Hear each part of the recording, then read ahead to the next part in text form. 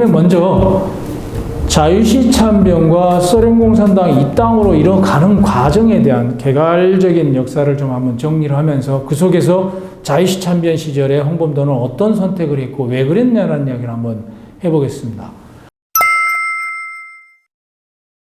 여러분 다 아시는 내용 중에 하나가 1920년 6월에 봉오동 전투 때 홍범도 장군이 이끄는 독립군이 봉오동 전투에서 승리했었죠. 그래서 당시에 독립운동가들 스스로 봉오동 전투에 참가한 사람, 그 옆에서 도와줬던 사람들 스스로가 독립전쟁 제1차 대회전, 승리, 승전 이런 식의 문구를 써요. 독립전쟁이라고 생각했거든요.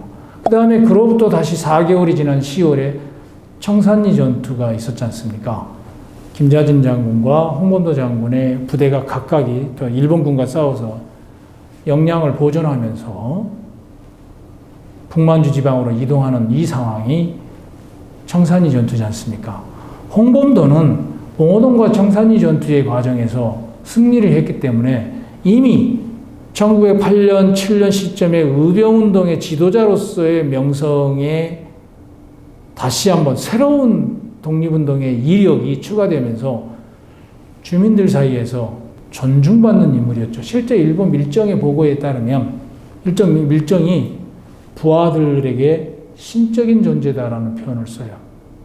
그 정도로 크게 존중받는 인물이었습니다. 자, 그런 사람이 1920년 10월 청산리 전투가 끝나고 나서 처음에는 청산리 전투의 목적 자체가 봉오동 지역에서 북간도 지역에서 점차적으로 백두산 방향으로 이동해서 백두산 지역에서 일본군의 공격을 피한다 라고 하는 계획이었었는데 그게 안 된 거죠. 도저히 그게 될 수가 없다라는 생각이 들어 방향을 트는 거죠. 자, 이렇게 되는 거죠. 오른쪽에 봉오동이라면 제 기준으로 여러분한테 말씀드립니다. 자, 오른손에 있는 북이 봉오동이라면 점차적으로 가서 백두산 지역으로 가려고 그랬는데 못 가고 중간 지점에서 청산리 전투를 하는 다음에 방향을 틀어서 북쪽으로 올라가는 거죠. 북쪽으로 올라가서 다시 이제 여러분한테 이제 지도에 나와 있듯이 이 흥계호라는 조그만한 호수가 하나 있습니다. 북만주 쪽에 가게 되면 지금의 밀산 쪽이죠. 밀산 쪽에 가게 되면 그게 있는데 그 흥계호를 지나서 소련 땅 이만으로 넘어갑니다. 이만은 지도에서 보시면 아시겠지만 중소 국경지역, 오늘날의 중소 국경지역이거든요. 이 지역으로 넘어갑니다. 홍범도가 넘어갔더니 홍범도보다 먼저 온 사람들 있잖아. 예를 들면 최진동이 이끄는 독립군, 안무가 이끄는 독립군들은 이미 자유시로 갔어요. 네, 갔어요. 그래서 자기도 가야 된다라고 생각을 하고 있었죠. 자, 이렇게 이동하는 전제가 뭐였느냐라는 거죠. 소련군의 당시에 적군의 통제를 받는 것을 전제로 하고 있었던 거죠. 그래서 혹 그 과정에서 이제 그걸 싫은 사람들, 예를 들면 김자진이라든지 이범석이라는 분은 바로 북만주로 돌아오는 일까지 벌어집니다. 이렇게 청산리 전투가 끝나고 나서 북만주로 이동을 해서 러시아 땅에 이만으로 갔던 홍범도의 무장부대가 이만으로 가는 과정에서 예를 들어서 서간도에 이청천이 이끌던 신흥무관학교 학생들, 그 다음에 허영장이 이끄는 의금부, 독립군들 이렇게 저렇게 합쳐서 통일부도 만들고 그래서 국경을 넘어가죠. 다시 말하자면 역량을 조금 더 정비하고 키워서 국경을 넘어갔었죠. 국경을 넘어간 다음에 다시 자유시로 갔는데 자유시로 가서 보니 자신들이 생각했던 것하고 조금 다른 모습이 보이는 거예요. 자유시에 가서 보니 한쪽에는 한인 보병 자유대대라는 독립군들이 한 군이 있고 또 한 무리는 사할린 우용대라는 독립군이 있는 거예요. 크게 두 축이 존재하는 거죠. 두 세력 사이에서 북간도에서 넘어간 독립군들은 어떤 태도를 취했냐라는 것입니다. 가서 처음에는 이렇게 논쟁이 벌어지는 과정에서 그래도 소련 공산당의 지휘를 받는 이리츠크 지역에서 지휘를 받는 한인 보병 자유대대 쪽에 친숙한 관계를 유지하는 방향에서 그쪽에 많이 기울였죠. 그 홍범도도 마찬가지였습니다. 그런데 사할린 의용대와 한인 독립보병대가 이게 의견이 합의가 되지 않는 거예요. 의견이 합의가 되지 않는 가장 큰 논점은 뭐냐? 나를 중심으로 무장대를 통일해야 된다. 그때 통일하기 전에 너네들 다 무장 해제해라. 이런 거예요. 서로가 상대편한테. 그래서 처음에는 사할린 의용대가 왠지 영향력이 더 강한 것 같고 사할린 의용대의 힘이 더 셌습니다. 그런데 자유시보다 조금 더 멀리 있었던 일축구 지역에 있던 독립군들을 도와주는 사람들, 조선인이죠. 그 다음에 당시 국제공산주의운동을 지도하던 코민테른의 동양비서부가 거가 있었습니다. 다시 말하자면 한중일의 사회주의운동을 전체 컨트롤하는 지휘부가 거가 있었단 말이에요. 지도부가. 그쪽에서 한인 보병 자유대대 쪽을 밀어주는 거예요. 갑자기 힘이 이쪽으로 확 돌렸죠. 그러자 사할린 의용대는 나 못해. 나 안 한다. 라고 끝까지 저항을 하는 거죠.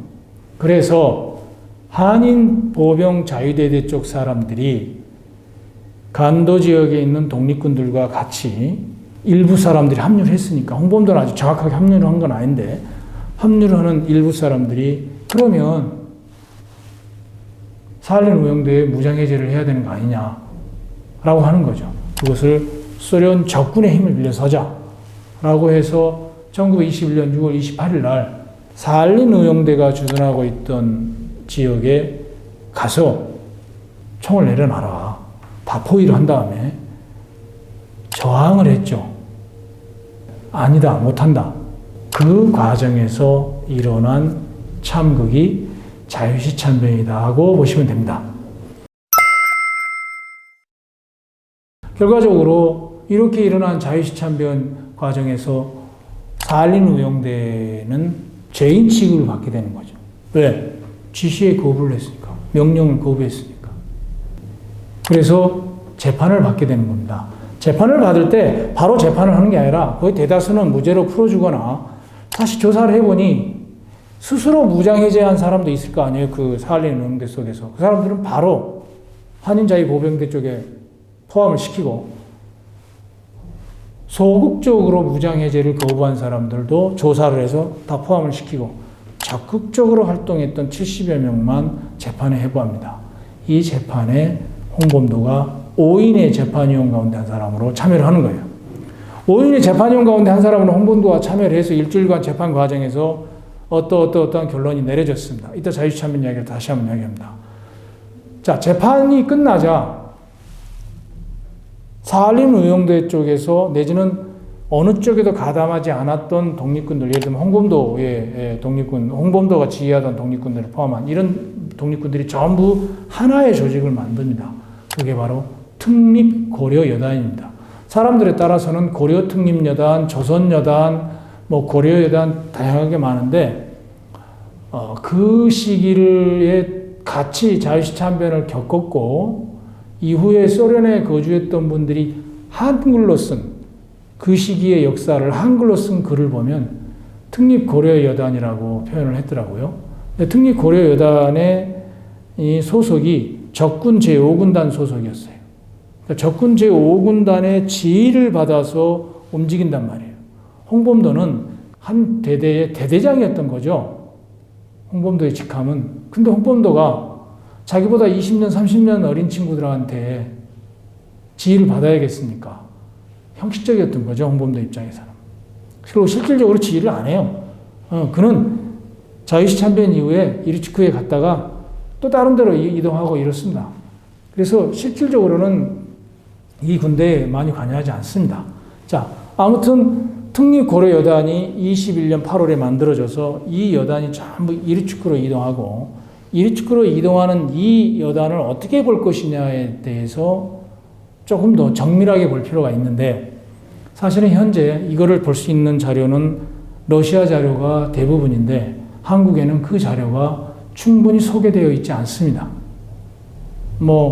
러시아 자료를 가져오기가 우선 쉽지가 않아서 국내에 들어와 있는 러시아 자료조차는 어학의 한계 때문에 충분히 번역되어 있지 않아서, 그래서 자유시참변에 대해서 제가 설명드리고 있는 내용보다 조금 더 깊게 들어가는 것 외에 나올 수 있는 내용이 없어요. 학자의 입장에서 이야기해보면 사실은 연구가 조금 더 돼야 됩니다. 몇 가지 자유시참변과 관련해서 몇 가지 테마는 명확하게 연구가 돼야 될 필요가 있습니다.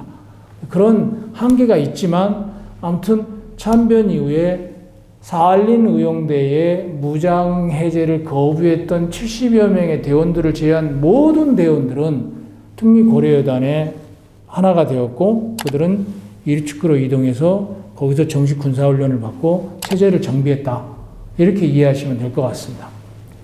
이렇게 모였던 독립군들은 덩어리를 보면 크게 세 개의 덩어리예요. 여러분 머릿속에 혹시 한반도와 만주와 연해주보다 더 동쪽에 가 있는 러시아 땅, 시베리아죠. 그걸 한번 상상을 해보십시오. 1921년 6월 자유시참변이 일어날 때 독립군은 크게 세 그룹이었다고, 그룹이라기보다는 세 바운더리의 영역이었다고 보면 됩니다. 북한도에서 간 독립군, 한인자유보병대대, 이 사람들은 시베리아 지역, 노령 지역이라고 표현되어지는 지역에 있었고요. 오늘날 우리가 알고 있는 하바로브스크를 비롯한 연해주 일대에 있던서 활동했던 독립군들은 사할린 의용대와 이만 군대였습니다. 이만 군대와 사할린 의용대가 주축이었어요. 그러니까 이 그룹이 하나의 덩어리가 있는 거죠. 크게 세 덩어리가 있었고요. 이 세 덩어리가 하나가 되어서 만든 게 특립고려여단이다. 만드는 과정에서 큰 희생이 일어났던 게 바로 자유시참변이다. 이렇게 상황을 이해하시면 되겠습니다.